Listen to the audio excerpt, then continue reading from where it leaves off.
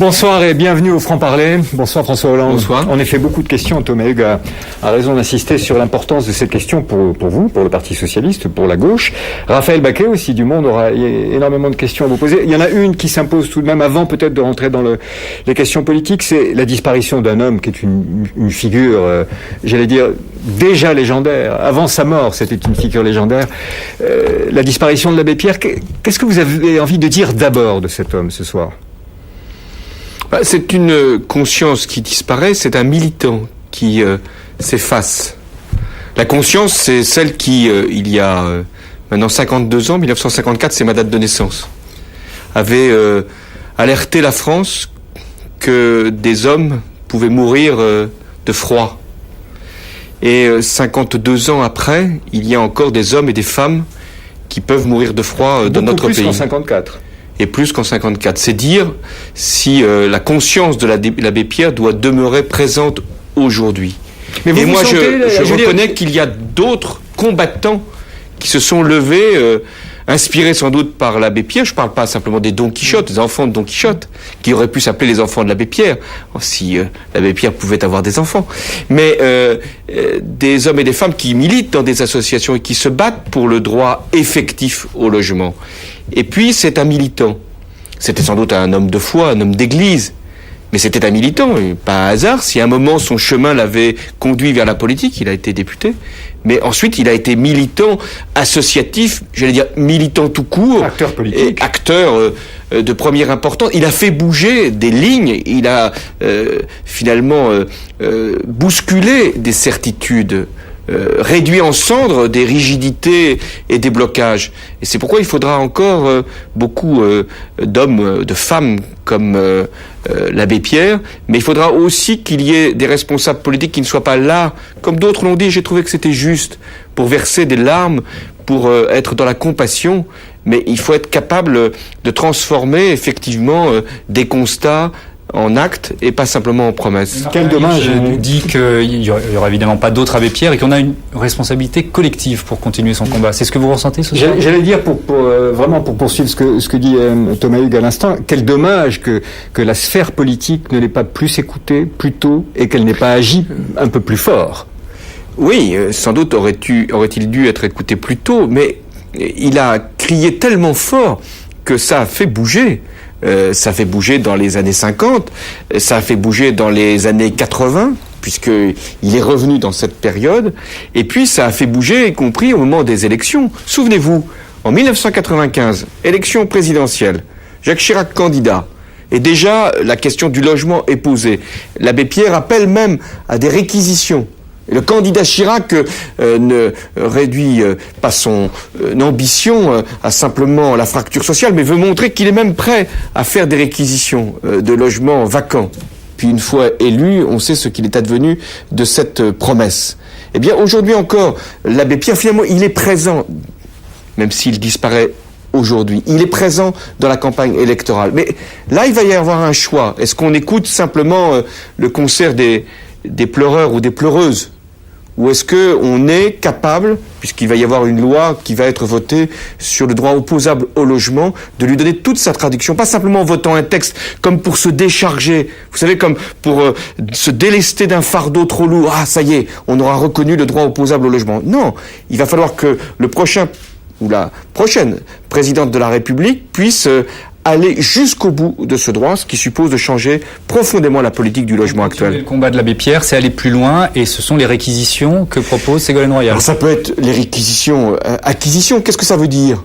N'essayons pas d'effaroucher. Voilà, ça va pas plaire à tous les petits propriétaires français. Mais il ne s'agit pas de cela d'abord. Il s'agit souvent d'immeubles, de compagnies d'assurance, qui attendent d'être revendus à un promoteur immobilier. On voit bien à ce moment-là, pendant des mois, voire des années, des logements de bureaux ou des logements d'habitation restés vacants, insupportables. Mais il y a aussi quelquefois des logements de particuliers qui, pour des raisons multiples, restent comme ça inoccupés. Qu'est-ce qu'il faut faire ? Moi, je le vois dans ma ville.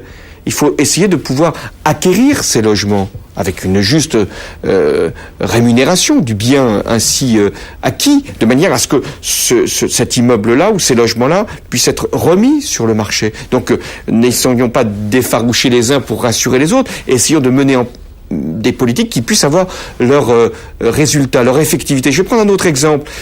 On a fait voter il y a maintenant quelques années, c'est pour ça qu'une loi ne suffit jamais.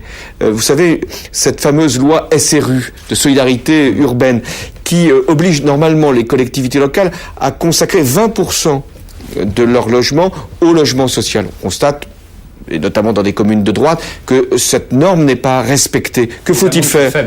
Les amendes sont faibles, les pénalités finalement sont moins onéreuses que les pertes de recettes fiscales que des logements qui ne sont pas classés sociaux peuvent apporter à la collectivité.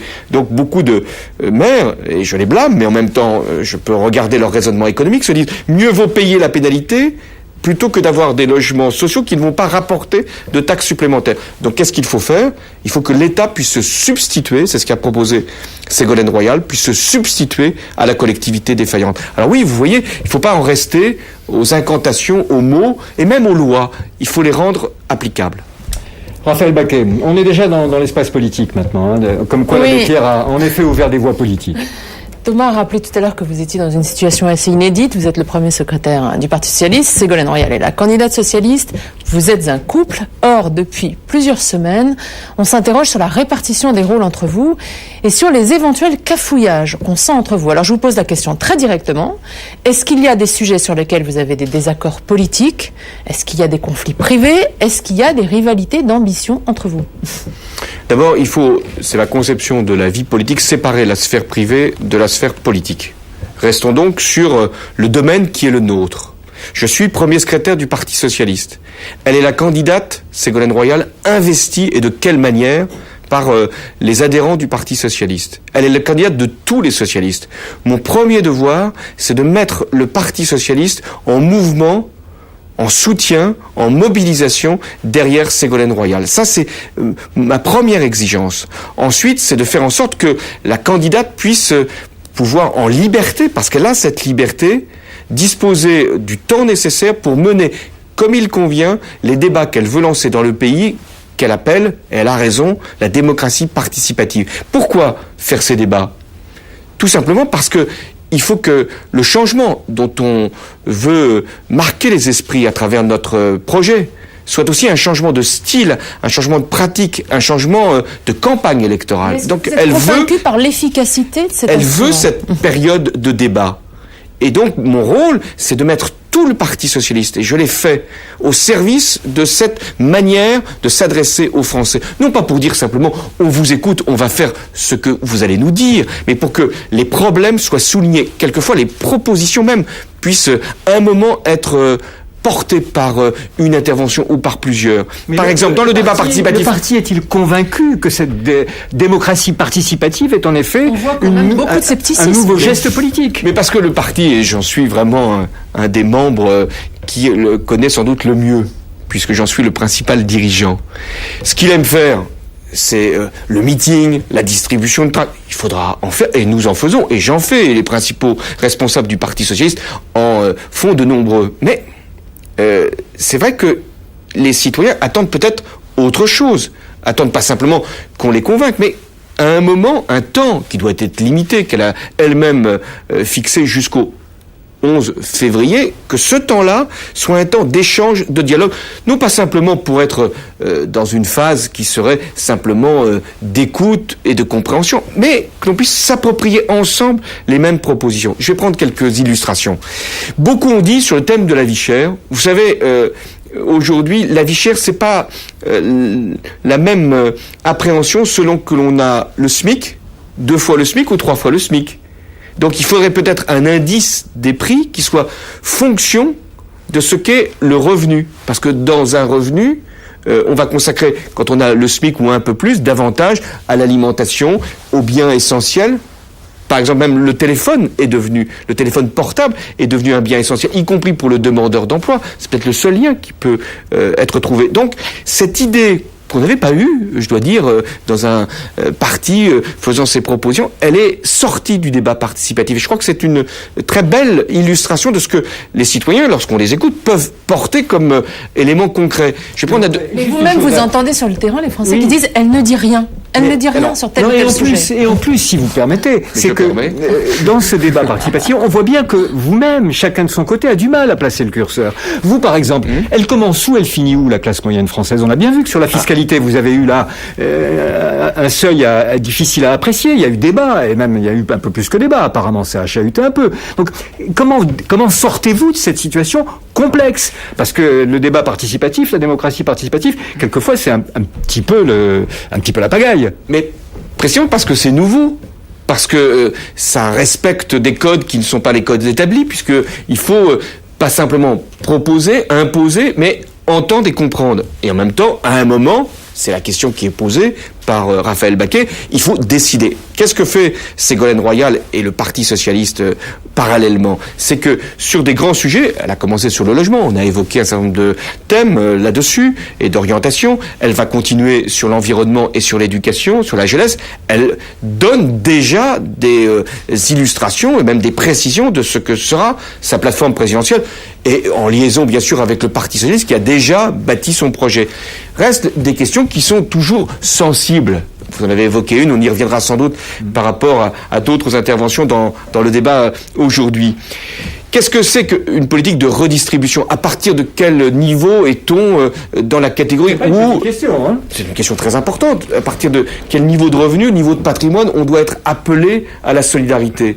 Moi, j'ai fait une proposition qui est plutôt bien comprise par les Français, si j'en crois des sondages. 47%. Mais je comprends bien que ça doit être une question qui doit être reposée dans l'ensemble de la réforme fiscale. Un principe est établi. Nous ne voulons pas augmenter les prélèvements obligatoires. Donc ça sera à fiscalité constante, à niveau de prélèvement constant. Mais une fois qu'on a dit cela, il faut qu'on finance des dépenses prioritaires. Il ne s'agit pas simplement de dire on va garder le niveau d'imposition constant, mais ne rien changer dans la structure des dépenses. Il va falloir donner des priorités. Éducation, on voit bien qu'aujourd'hui c'est l'essentiel. Si on veut changer un certain nombre d'éléments de reproduction d'inégalités et puis se mettre au niveau de l'exigence de performance économique, on voit bien que sur les questions de retraite, il va falloir faire des efforts supplémentaires.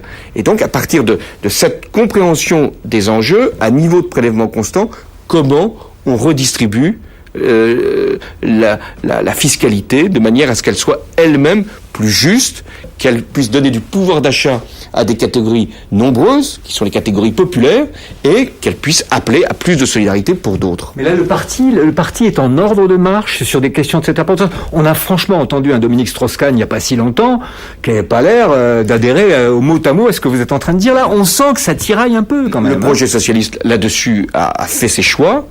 On remettra en cause simplement les baisses d'impôts qui sont accordées là en 2007, que certains reçoivent. Les classes moyennes, comme vous dites, reçoivent très peu.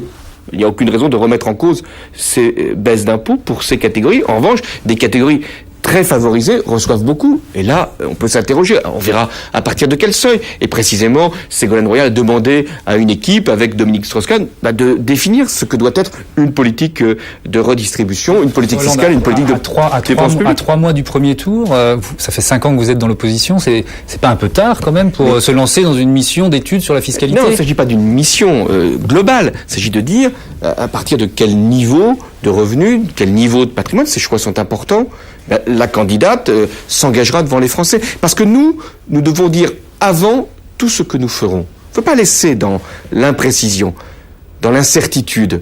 C'est trop important l'élection qui va se produire là, au mois ou bien faite.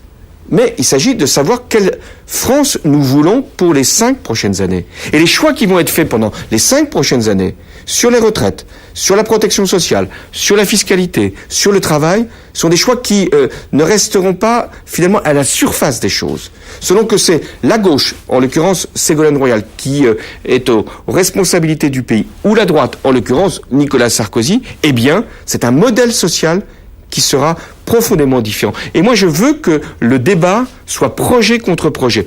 On parlera des bilans. Bilan des uns, le nôtre, quand on étions aux responsabilités, c'est normal de nous interpeller. Bilan de Nicolas Sarkozy et de l'équipe gouvernementale, puisque Nicolas Sarkozy est le candidat sortant.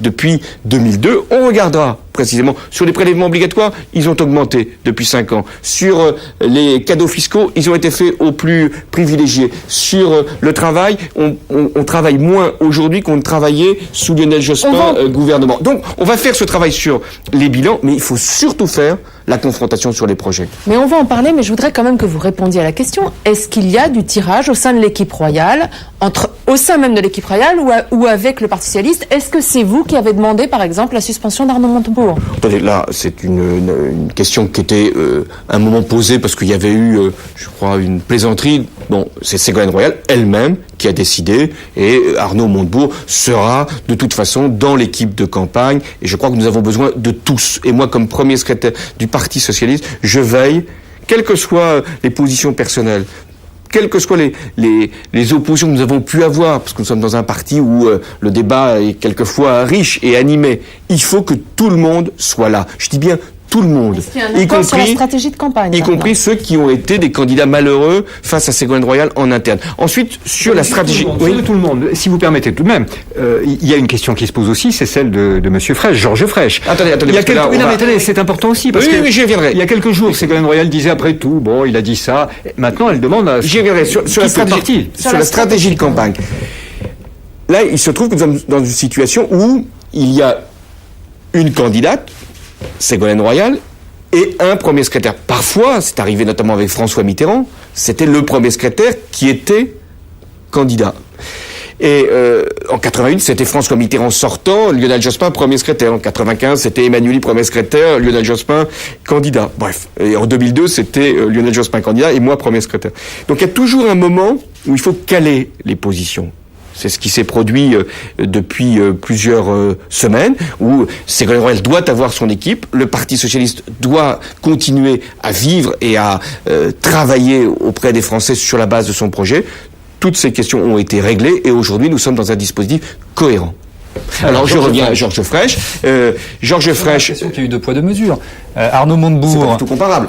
Quand même, Arnaud Montebourg suspendu un mois, Georges Frêche, il n'y a toujours pas de sanction. Non mais...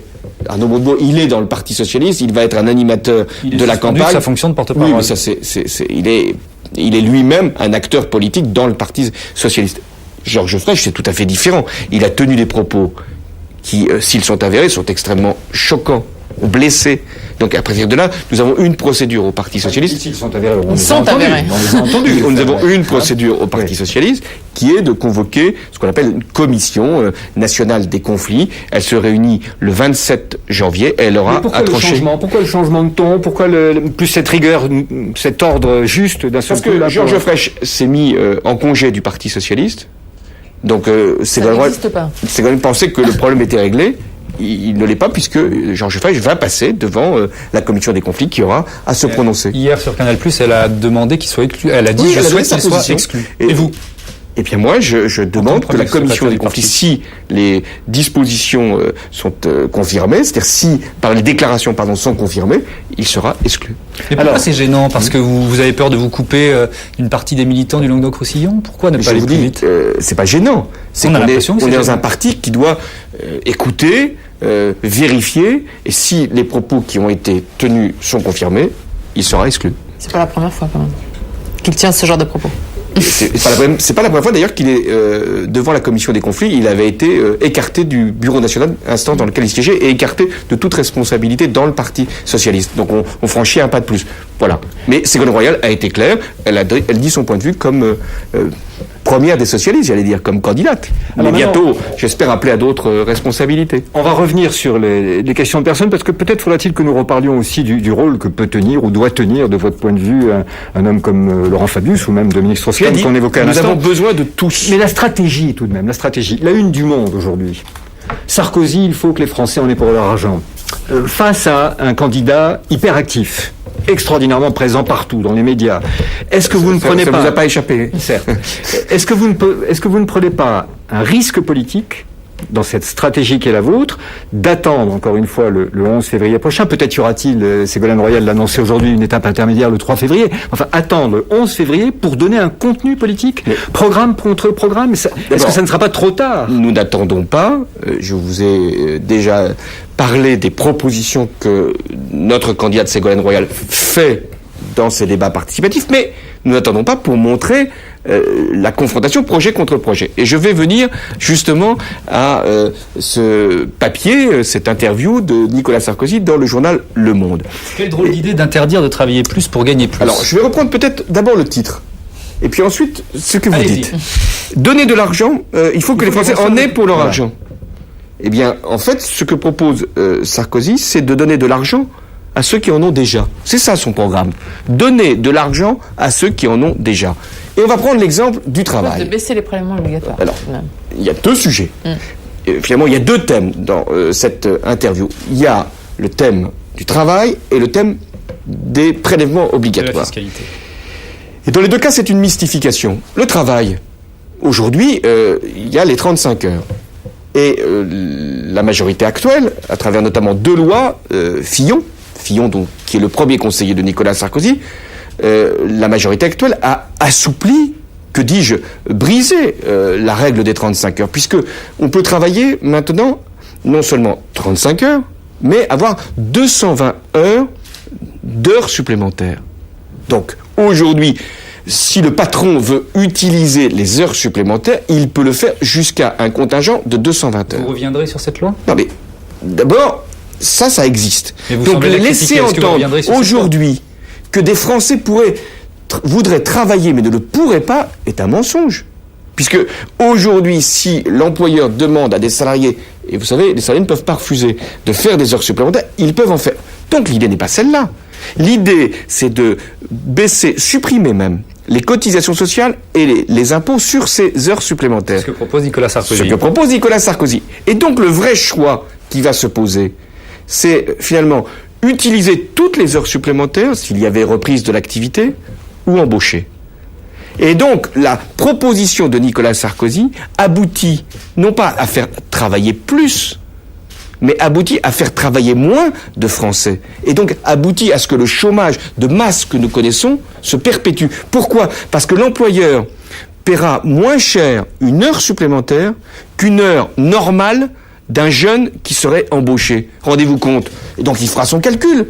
Vaut mieux augmenter jusqu'à je ne sais quel contingent d'ailleurs, puisqu'on peut même aller au-delà de 220 heures s'il y a un accord d'entreprise. Donc vaut mieux utiliser toutes les heures supplémentaires plutôt que d'embaucher. Alors qu'est-ce que propose le Parti socialiste ? C'est de dire qu'il faut garder bien sûr des heures supplémentaires.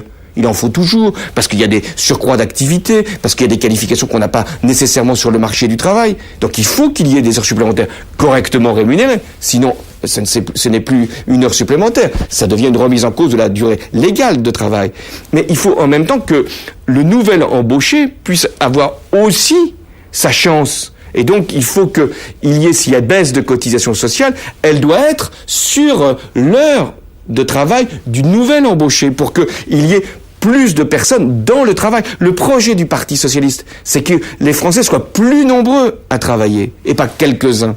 Deuxième illustration, là encore, c'est très important parce que là nous sommes vraiment dans un choix essentiel. Est-ce qu'on préfère donner du travail à ceux qui en ont déjà et qui peuvent aujourd'hui faire des heures supplémentaires, ou est-ce qu'on veut aussi que des jeunes ou des moins jeunes puissent accéder à l'emploi et au travail? Contingent d'heures supplémentaires. Il faudra renégocier. Nous voulons maintenant mettre cette question de la durée du travail en négociation. Pourquoi il faudra négocier ? Il faudra négocier sur, effectivement, le contingent des heures supplémentaires, quitte à donner de la souplesse. Il faut de la souplesse dans l'activité économique. Et deuxièmement, sur la généralisation, puisque vous savez que dans les entreprises de moins de 20 salariés, c'est un régime d'heures supplémentaires qui est dérogatoire. L'heure supplémentaire n'est payée que 10%. Il propose justement de les mettre tous à 25%. Il peut les proposer tous à 25%, puisque ça coûtera, avec la détaxation des cotisations sociales, moins cher qu'une heure normale. Donc nous, il faudra qu'on voit quel est le bon régime en négociation à généraliser aussi pour les petites entreprises, en tenant compte de leurs propres contraintes. La négociation, toujours la négociation. Peut-être précisément parce que nous ne l'avions pas suffisamment engagé lorsque nous étions nous-mêmes en responsabilité. Alors après, il y a une deuxième question qui est sur les prélèvements obligatoires. Parce que quand Raphaël vous demandait tout à l'heure, au fond, qui fait quoi ? Là, on est dans un cas de figure extrêmement intéressant. Sur cette question des 35 heures, on a une Ségolène Royal d'une prudence de chat. On l'a vu d'ailleurs dans les débats préliminaires pour l'investiture. Elle dit qu'il faut réfléchir. Elle dit il faut voir, il faut regarder la grandeur de la politique, c'est justement de savoir ajuster. Et puis, on a tout tout à coup là un François Hollande dans le franc-parler qui dit on va faire comme ci, on va faire comme ça, ça pourrait être ci, ça pourrait être ça. Est-ce que sur vous cette auriez... méthode-là, et je suis respectueux de l'engagement de Ségolène Royal, qui est de changer les règles de la démocratie sociale. Et ça, c'est une position tout à fait nouvelle, y compris pour le Parti socialiste. Jusqu'à nouvel ordre. Qu'est-ce qu'on faisait quand on arrivait au pouvoir? Ça nous est arrivé quand même. En 1980, en 1988, en 1997, on a fait de grandes choses, et notamment de grandes lois. Et on pensait qu'une fois qu'on avait voté la loi, c'était fait.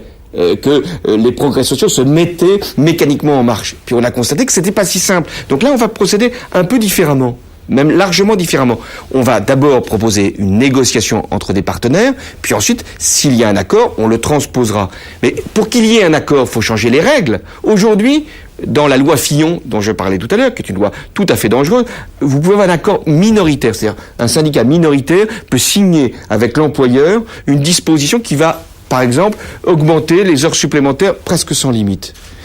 Nous disons c'est pas le droit social. Il faut qu'il y ait un accord majoritaire, ce qui suppose des syndicats qui soient eux-mêmes représentatifs. Donc il faut d'abord fixer des critères de représentativité à travers l'élection, et puis une fois qu'on a des syndicats qui peuvent engager les salariés, eh bien l'accord ne peut être valide que s'il est majoritaire. Et à ce moment-là, on peut le traduire dans la loi, compris en y apportant les corrections indispensables. Donc vous voyez, ça, et ce que dit Ségolène Royal, c'est précisément cela. Beaucoup plus qu'elle. Oui. Non, elle a dit déjà beaucoup de choses. N'essayez pas de laisser penser. J'en dirais elle plus. n'est pas toujours très précise tout de même sur l'économie sociale. Sur cette question de la démocratie sociale, Nicolas Sarkozy propose d'instaurer un vote obligatoire en cas de grève dans les 8 jours qui suivent la grève, vote à bulletin secret. Et il met au défi quiconque de ne pas trouver cette idée démocratique. Qu'est-ce que vous lui répondez?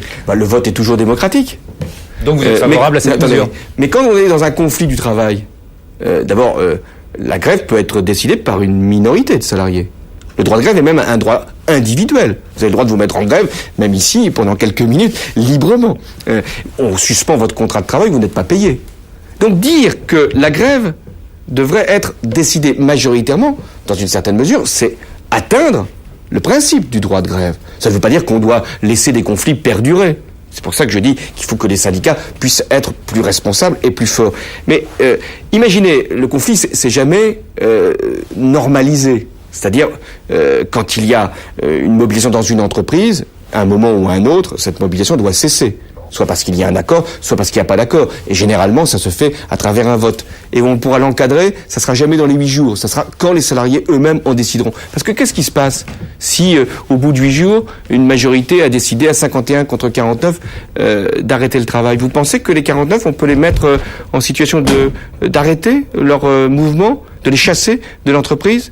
Donc c'est une atteinte directe au droit de grève. Je vais prendre un autre exemple. Parce que l'idée qu'il y a derrière, c'est, je vais caricaturer, les gros bras qui, lors d'un vote à main levée, font pression pour qu'une grève perdure. Vous savez, et ça, on peut pas s'en satisfaire non plus. Pas du tout. Et pour ça que le vote secret ne me choque pas. Mais et puis il se produit dans beaucoup de conflits. Il y a des votes. Ne pensons pas que Nicolas Sarkozy a découvert l'œuf et la poule. Enfin, je ne sais pas dans quel sens d'ailleurs. C'est jamais la question qui.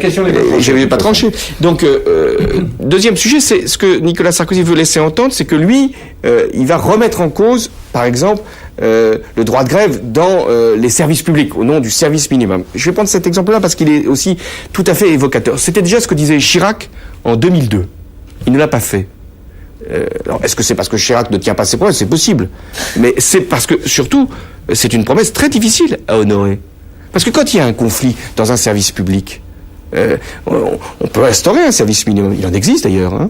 Il est d'ailleurs assuré dans les transports, généralement. Mais quand il y a blocage complet, qu'est-ce que vous faites? Vous allez chercher l'armée, la force? Donc, qu'est-ce qui se passe à la RATP, à la SNCF? Et ce qu'il faut faire, c'est un accord de dialogue social. La grève ne doit jamais être décidée comme cela parce que ce serait un rite. Elle doit être, au contraire, évitée à tout prix, ce qui suppose une négociation et une démocratie sociale qui fonctionne. Donc Nicolas Sarkozy, on voit bien là, il veut complaire à un électorat qui est un électorat de droite, et il est le candidat de la droite. C'est bien normal qu'il s'adresse à cette catégorie de la population pour dire, regardez comme je serai fort, que je ne tolérerai rien. Mais en France, on a un nombre d'heures de grève très faible. Est-ce que c'est parce qu'il n'y a pas de problèmes sociaux dans notre pays? Je ne le crois pas. C'est parce que les syndicats sont eux-mêmes faibles, notamment dans le secteur privé. Et que c'est très dur, vous savez, de faire grève. et notamment lorsqu'on risque de perdre son emploi ou lorsqu'on risque surtout de perdre son salaire. 8% seulement de Français syndiqués. Qu'est-ce que vous allez faire pour faire augmenter ce chiffre ? Nous avons donc deux propositions. La première, c'est que le syndicalisme lui-même puisse avoir davantage de responsabilité. Je dis pas de droit, je dis de responsabilité, qu'il puisse engager le collectif salarié qu'il est censé représenter.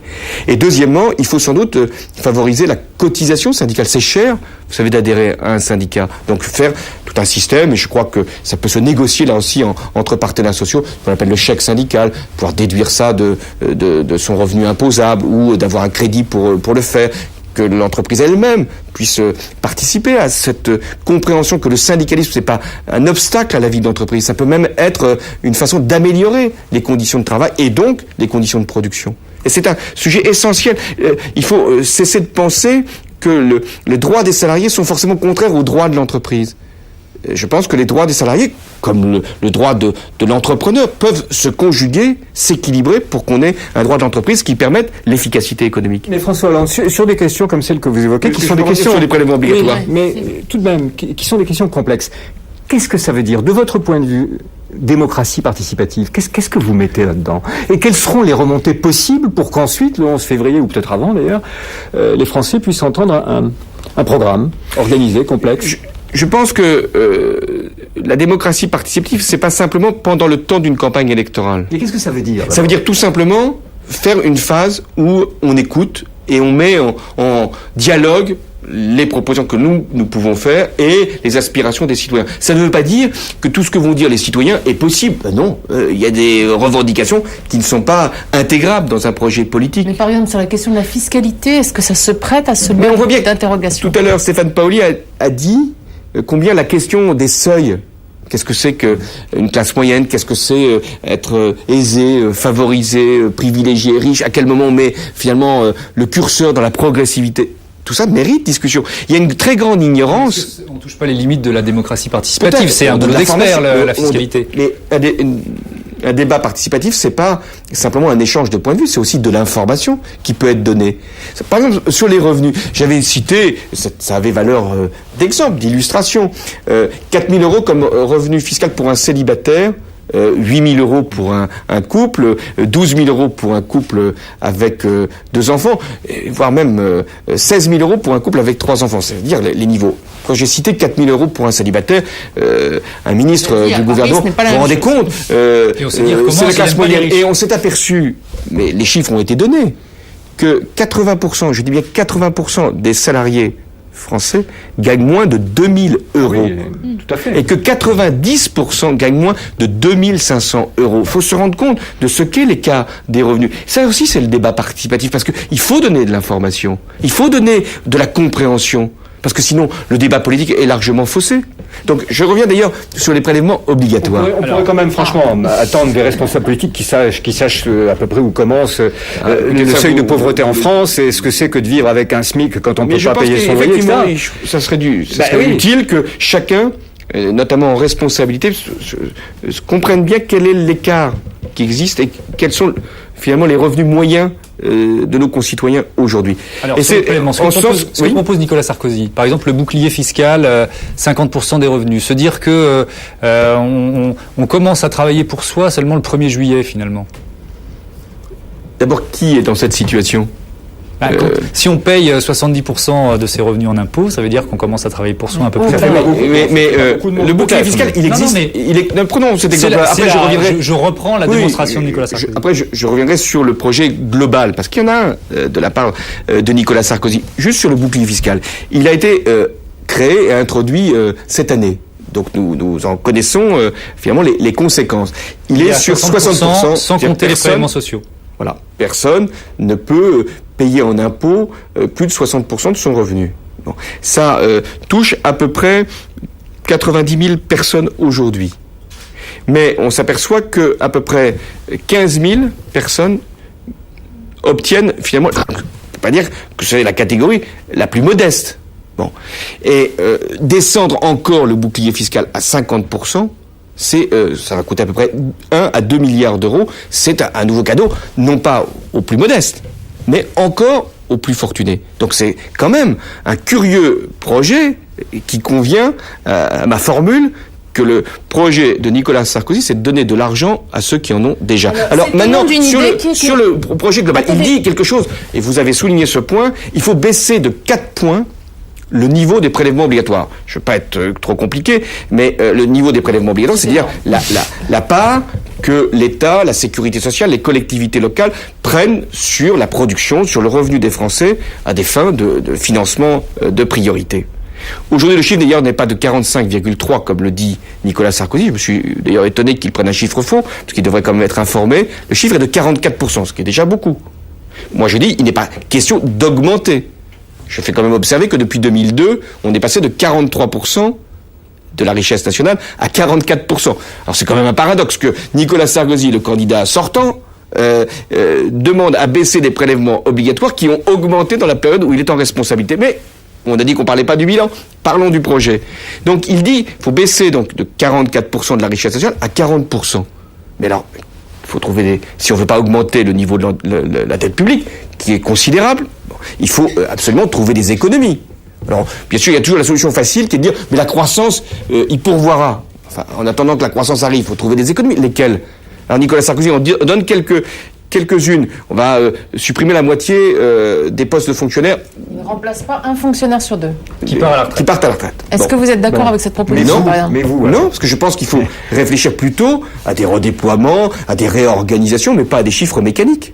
Bon, alors, même s'il faisait cela... Mais en même temps, sur cette question, excusez-moi, il y a une vraie opportunité avec la génération des baby-boom qui arrive à l'âge de la retraite. Il y a 80 à 100 000 fonctionnaires qui vont partir à la retraite. Donc ça peut être indolore. On peut baisser les dépenses de l'État en salaire des fonctionnaires d'une façon indolore, en profitant de cette fenêtre d'opportunité. Mais comme vous dites, on va avoir une opportunité parce qu'on pourra recruter des fonctionnaires là où on en a le plus besoin. Et c'est un choix politique. Où a-t-on le plus besoin de nouveaux fonctionnaires? Vous ne remplacerez pas tous les fonctionnaires et pas remplacer les fonctionnaires dans les administrations où on en a le moins besoin aujourd'hui, où il y a des progrès de productivité. Donc ça nous permet d'être finalement beaucoup plus souple dans l'affectation des fonctionnaires là. Vous préférez l'ajustement à la réduction? Mais bien sûr, parce qu'on voit bien que c'est un projet purement idéologique. Il faut savoir qu'il y a un fonctionnaire sur 2 qui travaille dans l'éducation nationale aujourd'hui. Donc dire on ne remplace pas un fonctionnaire sur 2 qui part à la retraite, c'est essentiellement dans l'éducation nationale que va se faire la coupe. Il faut savoir si on porte ce projet ou on ne le porte pas. Moi, je ne le porte pas. Donc là, il y a une vraie confrontation. Donc c'est pour ça que je pense que le projet de Nicolas Sarkozy est doublement inquiétant. Il est inquiétant parce que il va supprimer des dépenses publiques qui sont souvent attendues, espérées, réclamées. Et il est inquiétant parce qu'il va y avoir une baisse, s'il allait jusqu'au bout, des prélèvements. Mais pour qui? On l'a vu pour notamment les plus favorisés à travers le bouclier fiscal, mais je pourrais en rajouter d'autres. La fin de l'impôt sur les successions, la détaxation des cotisations sociales pour les employeurs pour les heures supplémentaires, et même la déduction des intérêts d'emprunt pour tous les contribuables de l'impôt sur le revenu, alors qu'on pourrait être plus sélectif si on devait retenir cette mesure. Donc le projet de Nicolas Sarkozy, il est à la fois inquiétant et injuste. Et en plus, il est mensonger, car dire qu'on va baisser de 4 points le niveau des prélèvements obligatoires, ça m'a fait penser à Jacques Chirac dans toutes les campagnes électorales, qui propose toujours de baisser. Là, Nicolas Sarkozy est allé encore plus loin, mais lui c'est 30% de l'impôt sur le revenu. Il voulait supprimer encore, il y a peu de temps, la taxe professionnelle qu'il avait, Jacques Chirac lui-même créée, et puis déduire ou réduire l'impôt sur les sociétés. Et est-ce que les Français vont se laisser abuser? Je ne le crois pas, parce qu'ils voient bien les conséquences des choix. Si on baisse les prélèvements obligatoires pour les plus favorisés, c'est injuste. Si on baisse les prélèvements obligatoires sans faire les dépenses, sans faire des coupes claires dans les dépenses, à ce moment-là, c'est augmenter l'endettement. Et donc la logique du projet de Nicolas Sarkozy, c'est l'abaissement de l'État, c'est l'affaiblissement du service public, c'est la réduction des missions de solidarité de la part de l'État et de la sécurité sociale. Je vais prendre juste encore un exemple. Il propose sur la santé, par exemple. C'est très intéressant parce qu'il dit qu'il faut faire des économies. Que propose-t-il sur la dépense de santé? Une franchise. Ça veut dire quoi? On entend une franchise, le mot peut paraître sympathique. Franchise. Mais qu'est-ce que ça veut dire? Ça veut dire qu'on ne serait plus remboursé de ces consultations au premier euro. Même si aujourd'hui, vous savez qu'il y a le ticket modérateur. Donc ça veut dire que chaque famille, puisqu'il parle de famille, chaque famille devrait assumer une part de plus en plus importante de la dépense de santé. Mais qui pourra aujourd'hui se faire soigner si Nicolas Sarkozy devenait président de la République? Il nous reste 4 minutes. Il y a vraiment un sujet sur lequel on a envie de vous entendre parce que aucun mot pratiquement n'est prononcé à son sujet, ni d'ailleurs par Nicolas Sarkozy l'autre jour dans son discours d'intronisation, ni par Ségolène Royal, c'est l'Europe. À croire que la question européenne a totalement disparu des préoccupations politiques. Est-ce que c'est parce que ça continue de vous faire mal au Parti Socialiste ou est-ce que ça n'est pas au programme? Au fond, cette élection ne serait-elle qu'avec un enjeu franco-français? Oui, la situation de l'Europe nous fait mal, collectivement. Parce que quand on est européen, les socialistes sont européens, de voir l'Europe bloquée comme elle est, en panne telle qu'elle est, incapable de porter un projet lorsqu'il se passe ce qui se produit dans le monde. Je ne reviens pas sur les conflits, sur les questions d'environnement dont on a peu parlé. Et on aurait envie d'une Europe plus politique, plus sociale, plus protectrice. Elle n'est pas là. Donc le premier devoir du prochain président de la République ou de la prochaine présidente de la République, c'est précisément de relancer la construction européenne avec des projets concrets, et je parle notamment sur le plan social et sur le plan commercial, et aussi avec une dimension institutionnelle. Sans doute faut-il plus parler de constitution européenne, le mot a pu prêter à confusion, mais de traité institutionnel, sûrement. Et nous ne sommes pas débarrassés finalement de cette question-là parce que nous aurions dit non. Au contraire, la question nous revient.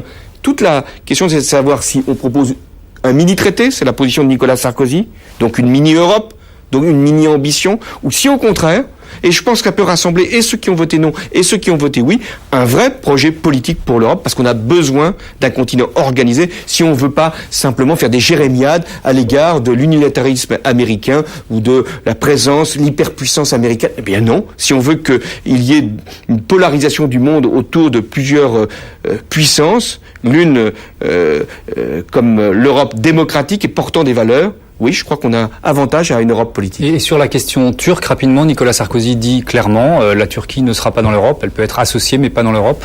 Votre position?